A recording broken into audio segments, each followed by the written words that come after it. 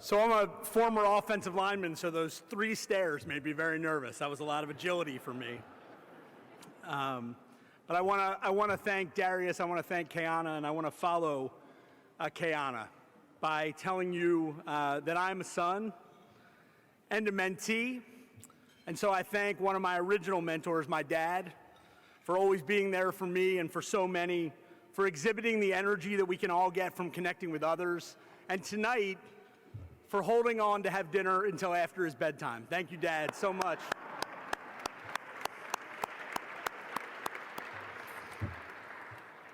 I am a husband, and to my wife, Kristen, a public school educator and a longtime counselor, she does every day what I merely talk about, and I thank her for all the ways that she walks the walk and allows me to walk alongside her.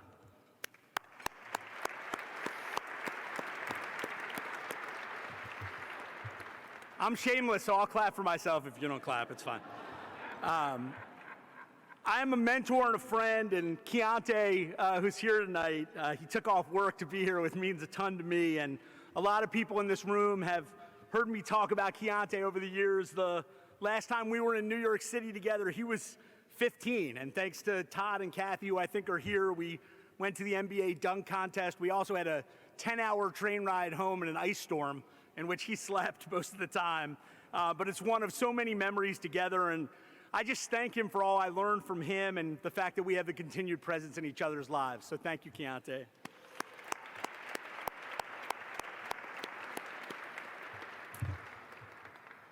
And throughout tonight, you're going to hear about extraordinary people making deep contributions to a movement, as well as folks responsible for making this evening so special. We want to thank all of you and all of those who already have and who still will contribute to the financial success of this evening.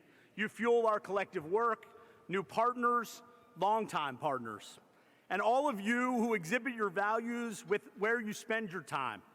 And you've chosen to spend tonight with us and the many other hours that you've dedicated to advancing mentoring for all our young people. Thanks to all of you.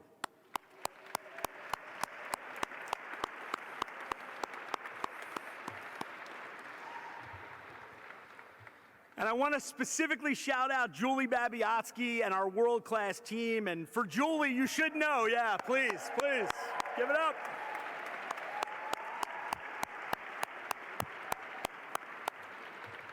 For Julie, you should know this is only the warm-up act, for she and Jacob are having a wedding to plan. I'm not sure we're all invited, but I'll work on it. And Josh Chalmers, our event planner, for making this night an expression of the movement and the organization. And finally, everyone here at Gotham Hall for your hard work to take such good care of us and to make this a special night. Thank you so much.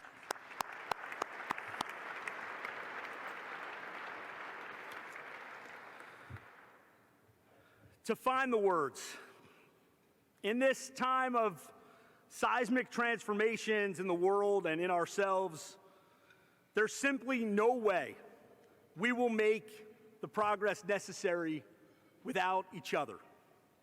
And amidst these shifts, we must turn to, in fact, insist upon decency, accountability, and grace.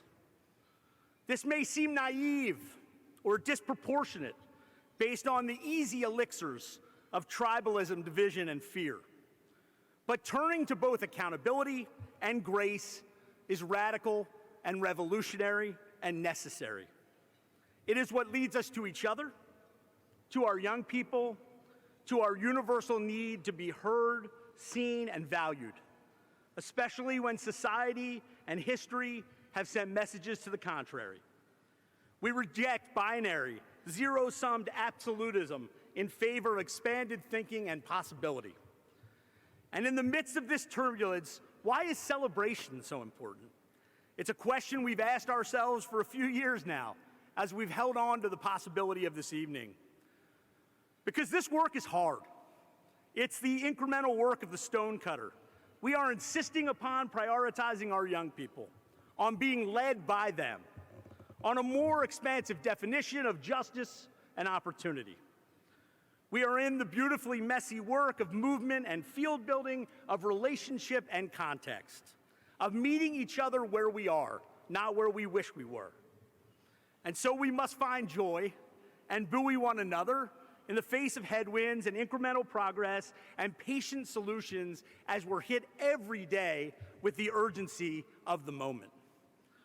And there's joy to be found in this work. Hope stems from the people we know and the people we're yet to know, of bearing witness to the power of purpose and belonging. It regenerates our energy. It buffers adversity. It sends us back for another round. I look at our affiliates who over the last couple years have been called on as much as ever to act on their superpowers. The ability to be responsive, to provide solutions, to bring people together and connect the dots, to support the organizations, weaving relationships through our communities so that they feel less alone in ensuring we're showing up for our young people. And as the news of disrupted learning, youth mental health, loss, and trauma swirls around us, it calls us to solution-oriented action. It's why we're leading partners in 2 national efforts, one to provide trauma-informed mentoring to young people who have lost parents, caregivers, and guardians to COVID, and another, the National Partnership for Student Success, which seeks to provide expanded, personalized student support networks in schools across the nation. Thank you.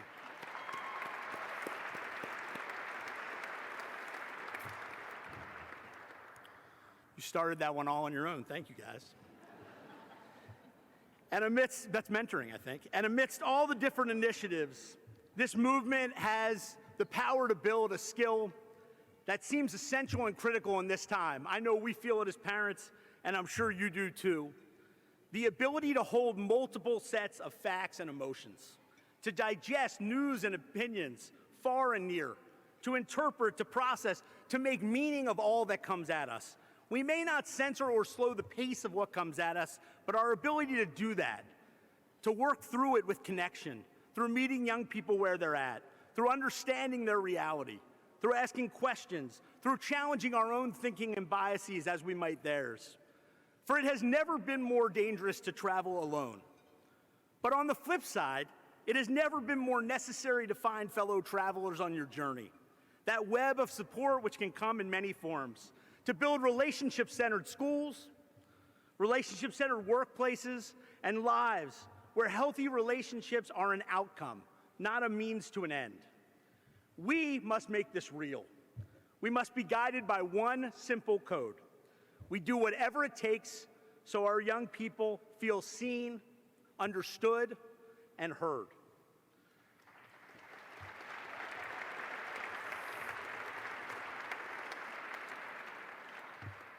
With that as our guiding light, we reach for health, love, wholeness, and possibility. Alongside all of you, I fix my eyes on that horizon, and I am buoyed by who we can become together, by who we can become for and with our young people. And as our opening poet, Kayana, reminded us, meaning and possibility lie in what's in between am I and I am. We shape that together, and it's a privilege and an honor to be in that pursuit with all of you. Thank you.